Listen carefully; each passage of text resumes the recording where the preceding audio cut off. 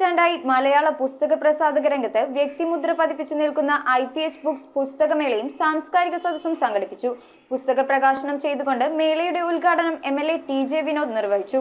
Ernakulam town ഹാളിൽ ജനുവരി 11 മുതൽ 14 വരെയാണ് പുസ്തകമേള. എറണാകുളം ടൗൺ ഹാളിൽ വെച്ചാണ് IPH ബുക്സ് സംഘടിപ്പിക്കുന്ന പുസ്തകമേളയും സാംസ്കാരിക സദസ്സും നടക്കുന്നത്. ജനുവരി 14 വരെ നീണ്ടു നിൽക്കുന്ന പുസ്തകമേളയുടെ ഉദ്ഘാടനം പുസ്തകം പ്രകാശനം ചെയ്തുകൊണ്ട് എറണാകുളം MLA TJ വിനോദ് നിർവഹിച്ചു. ഒരു ജനപ്രതിനിധി എന്നുള്ള നിലയിൽ എനിക്ക് നേരിട്ട് ബോധ്യപ്പെട്ടിട്ടുള്ളത്, നമുക്കറിയാം, ഇവിടെ സൂചിപ്പിച്ചതുപോലെ ഒരു പുസ്തകമേള പുസ്തകങ്ങൾ വിൽക്കുക മാത്രമല്ല,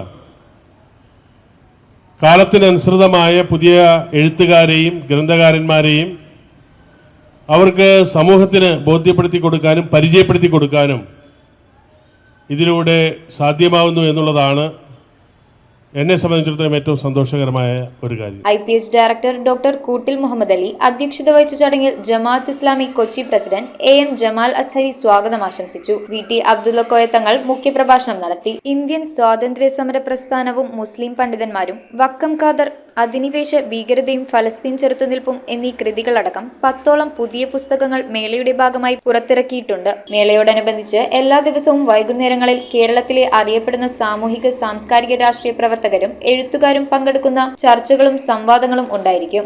രാവിലെ 10 മണി മുതൽ രാത്രി 9 മണി വരെയാണ് പുസ്തക പ്രദർശനം. Justice Sukumaran, CBSE school management president advocate TPM Ibrahim Khan, Mammootty Anchukunnu, doctor Jamal Muhammad, Jamaat Islami Ernakulam general secretary KK Saleem എന്നിവർ ആശംസകൾ അർപ്പിച്ച് സംസാരിച്ചു. ധാരാളം വിജ്ഞാനങ്ങൾ സമ്പാദിക്കാനുള്ള വേദി ഒരുക്കിയ ഒരു മേഖലയാണ് IPH. അതുകൊണ്ട് ഈ സ്ഥാപനത്തോട് ഞാൻ എന്നും കടപ്പെട്ടിരിക്കുകയാണ്.